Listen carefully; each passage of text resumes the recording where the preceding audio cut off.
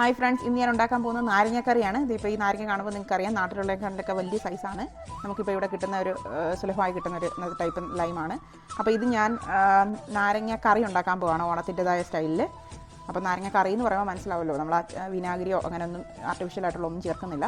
കുറച്ച് ദിവസം ഒരാഴ്ചയ്ക്കുള്ളിൽ നമുക്ക് ഉപയോഗിച്ച് തീർക്കുകയും ചെയ്യണം. അപ്പം അതാണ് ഉണ്ടാക്കാൻ പോകുന്നത്. ഇപ്പം ഞാൻ ചെയ്തിരിക്കുന്നത്, ഞാൻ ആ കുക്കറിൽ ഒരു 3 വിസിലടിച്ചിട്ട് വെച്ചിരിക്കുമായിരുന്നു. അപ്പോൾ ഈ നാരങ്ങ വെന്തു. ഇനി നമുക്ക് ബാക്കിയുള്ള പരിപാടികൾ ചെയ്യാൻ പെട്ടെന്ന് തന്നെ. നാരങ്ങ നല്ല ചൂടോടെ ഇരിക്കുകയാണ്. ഞാൻ ഈ സമയത്ത് അരിഞ്ഞു തുടങ്ങുകയാണ്. ഞാൻ പാത്രം വെച്ചിട്ടുണ്ട്, ചൂടായി വരുന്നു. അപ്പോൾ ആ സമയത്ത് പാത്രം ചൂടായി കഴിയുമ്പോൾ നമുക്ക് ബാക്കി സാധനങ്ങൾ ആഡ് ചെയ്യാം. ആ ടൈമിൽ നമുക്ക് നാരങ്ങ അരിഞ്ഞു തുടങ്ങാം.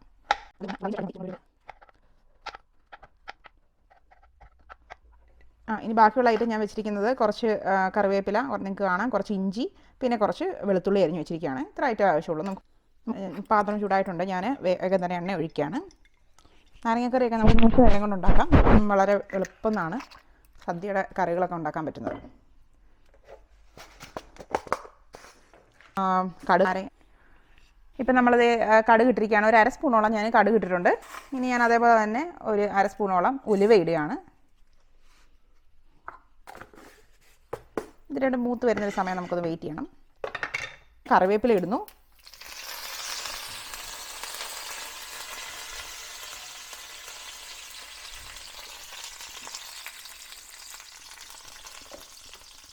പിന്നെ ഞാൻ നമ്മളെ വെളുത്തുള്ളി ഇട്ടു, ഇഞ്ചി ഇട്ടു. ഒന്ന് വാടി വരട്ടെ.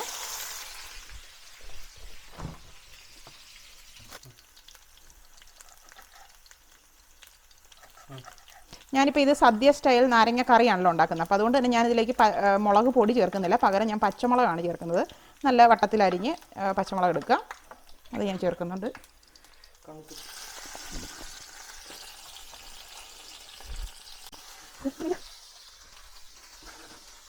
ഞാൻ തീ ഓഫ് ചെയ്യാണ് പതുക്കെ. കാരണം ഇതിനകത്ത് അത്യാവശ്യം നല്ല ചൂടുണ്ട്. ഞാനപ്പോൾ തന്നെ ബാക്കി പൊടികളൊക്കെ ആഡ് ചെയ്യാണ്.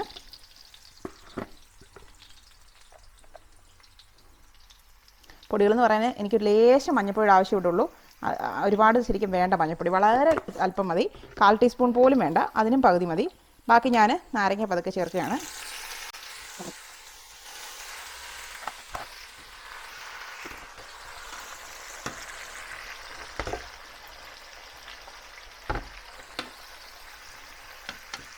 നാരങ്ങ നമ്മൾ വേവിച്ച് ചേർത്തുകൊണ്ട് തന്നെ പിന്നെ നമുക്ക് അധികം നേരം നിൽക്കേണ്ട ആവശ്യം വരുന്നില്ല. പെട്ടെന്ന് തന്നെ ആയിക്കോളും. ശരിക്കും ഇതിനേക്കാൾ കുറച്ചുകൂടെ ചെറിയ പീസൊക്കെ ആക്കാമായിരുന്നു.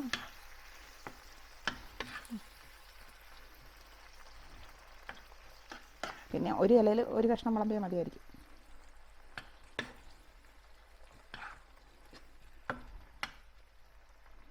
ഇത് നന്നായിട്ടൊന്ന് തിളക്കട്ടെ. അപ്പോൾ നാരങ്ങയുടെ അതിനകത്ത് കുറച്ച് ഇതൊക്കെ ഇറങ്ങി നന്നായിട്ട് വരും. നമുക്ക് ഈ ഒരു സമയത്ത് ഉപ്പ് ചേർക്കാം. ഉപ്പ് ഞാനിതുവരെ ചേർത്തിട്ടില്ല, അപ്പം നന്നായിട്ട് ഉപ്പ് ചേർക്കുന്നുണ്ട്.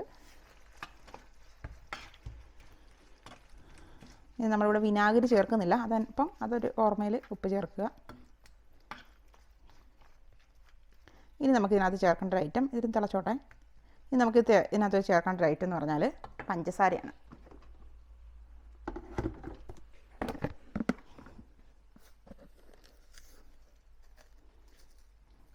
പഞ്ചസാര ഞാനൊരു 1/4 സ്പൂണോളം ഇടുന്നുണ്ട്. ജസ്റ്റ് ഒരു നാരങ്ങയുടെ ഒരു കയ്പ്പ് കുറയ്ക്കാനും പിന്നെ ആ ഒരു പുളിക്കൊക്കെ ഒന്ന് ബാലൻസ് ചെയ്യാനും ഒക്കെ കൂട്ടിയാണ് നമ്മൾ നാരങ്ങക്കറിക്ക് പഞ്ചസാര ചേർക്കുന്നത്.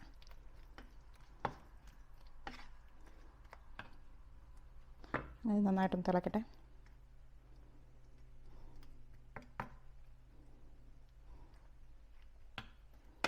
നാളത്തേക്കുള്ള നാരങ്ങക്കറിയും റെഡി.